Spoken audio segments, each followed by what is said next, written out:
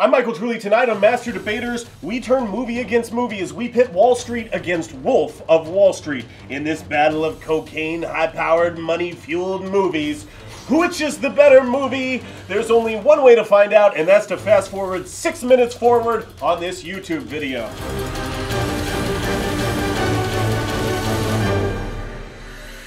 On my left is Nefertiti Lovelace, a woman who has "Greed is Good" tattooed in a place that YouTube won't let her show. And on my right is Michael Cruz, a man who would take any lobster that Leonardo DiCaprio were to offer him. Wall Street, 30 seconds, state your opinion and why you feel that way about it. Go. Wall Street is one of those classic Hollywood films that everyone needs to see. If you haven't seen it, you need to.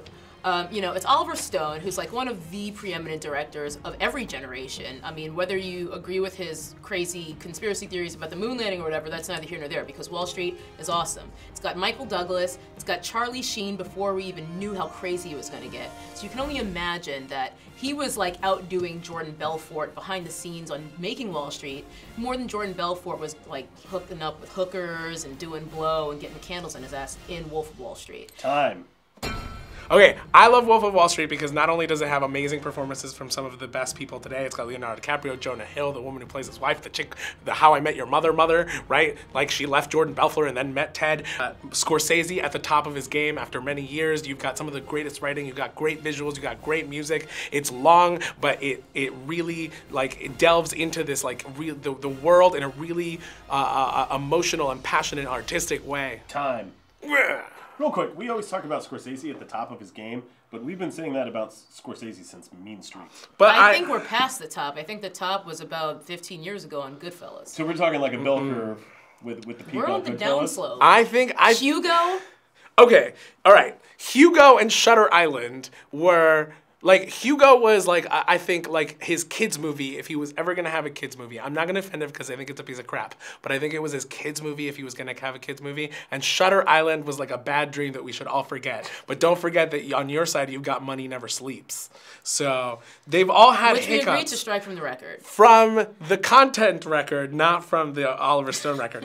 But in terms of like the ups and downs of Martin Scorsese, yeah, he started with Taxi Driver and Raging Bull and Color of Money and Goodfellas, but he hasn't let up. He's got The Departed, he's got The Aviator, and he's the executive producer of Boardwalk Empire. Okay, you're just reading his IMDb. One long plateau here. Yeah, I think it's one long plateau with a bunch of hiccups, unlike Oliver Stone, which does go. So you'll now have 60 seconds to support your opinion with cold hard scientific fact. You ready? Okay, yes. Go. All right, so Wall Street is superior to Wolf of Wall Street because Wolf of Wall Street is basically the Miley Cyrus of movies. It's like, look at how outrageous I am. And after 90 minutes of twerking and sticking your tongue out, we've seen it, we get it. How many times do we need to see you do this again? It's no longer outrageous. It's just boring after a point. Whereas Wall Street actually has the character development to get you engrossed in the movie so that when things happen, you can actually have an emotional reaction to them. It's impossible to become numb to something if you haven't seen it yet. Whereas if you've seen the same thing over and over, it's just like, well, all right, well, what else are you gonna do? When you have a 5-minute scene about how best to throw midgets at a dartboard, at that point, you're just being outrageous for the sake of being outrageous. And even if it is based on things that actually happened, it doesn't really matter because I'm not invested. I'm completely detached from this having any basis in reality and being relatable to me as a human being. Time. Cruz, 60 seconds to support your opinion for Wolf of Wall Street with cold hard scientific fact or unflinching feeling. Okay. Go. So I think that, Wolf of Wall Street has gotten a lot of crap for being this like never-ending parade of like douchebaggery, right? And like you don't, it doesn't have enough character, it doesn't have enough structure in order for it to be emotionally engaging.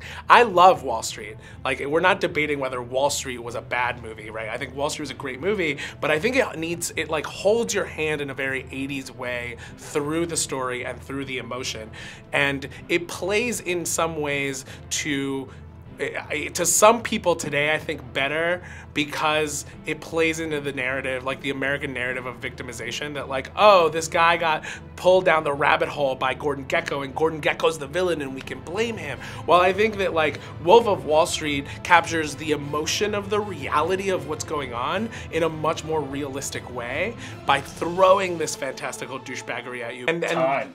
Ooh, I don't know what that was. You ready? Yeah, I do agree with you that the audience is indeed taking pleasure in watching these antics for the entire time of the movie. And the whole point that Scorsese is making, I believe at least, is that he is making a commentary on us participating in watching the celebration and enjoying it for 3 fucking hours. It doesn't need to be that long, quite frankly.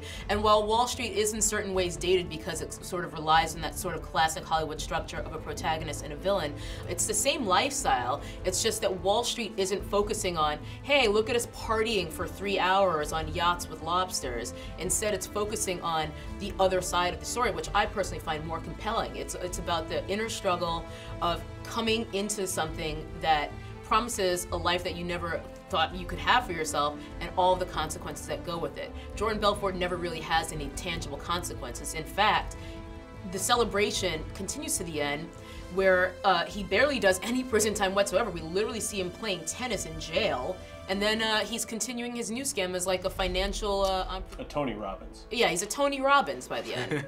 Time. And look, I agree with all of the things that you say about Wall Street, but that's exactly why I think this is better, right? It's that because like if you look at Oliver Stone's work, he's really focused on like history and politics and education, and it kind of does it in this really preachy way. Charlie Sheen goes through like a winning redemption, and you get to go through this journey and learn the morality tale of the dangers of Wall Street and the dangers then he also goes to jail. the dangers of money, and he goes to jail, but like he learns his lesson, and we as America also learn our lesson. And I think the reality and the harshness of Wolf of Wall Street is that we didn't back in the 80s, we did it today, and I think that anybody who gets upset at like feeling complicit with Wolf of Wall Street is because they feel complicit, and the reality is that we all are complicit with what's going on. We all are complicit with glorifying this attitude. He does explore these bad boys. I agree that the main idea behind Wolf is that if we could live this lifestyle, we all would do it.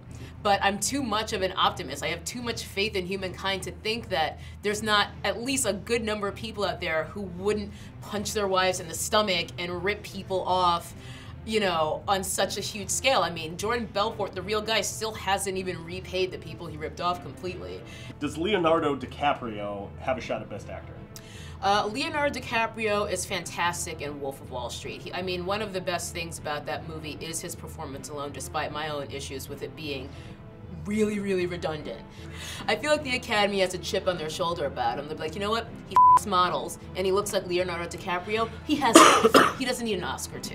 So I don't think he's ever going to get it. I think McConaughey's going to win it because he's had like this renaissance of like McConaughey-dom, where he's actually doing really good movies, and all of a sudden, like, it's just like, wait, isn't that the same guy who did Fool's Gold?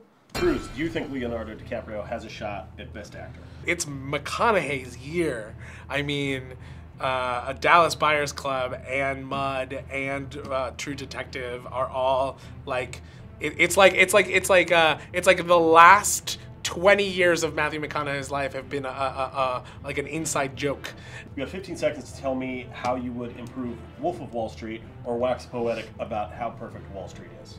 The way to fix Wolf of Wall Street is to actually have a character arc. That's all I need. Just have a character arc. He doesn't change at all. All right. Okay.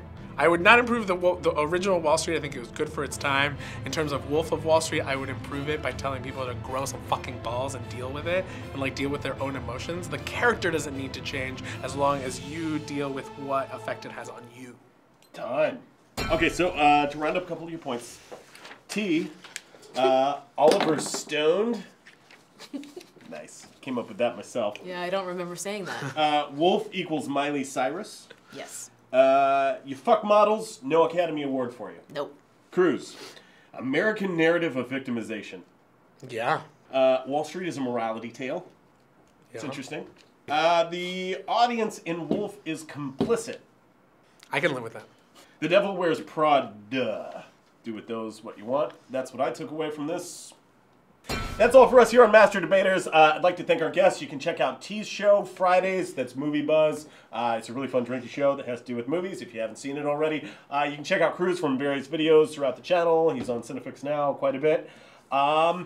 Click on who you think won the debate.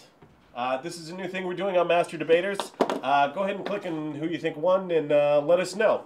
And Come back next Thursday for more Master Debaters. I'm not going to throw my pen because I'm in a good mood. That's a letdown.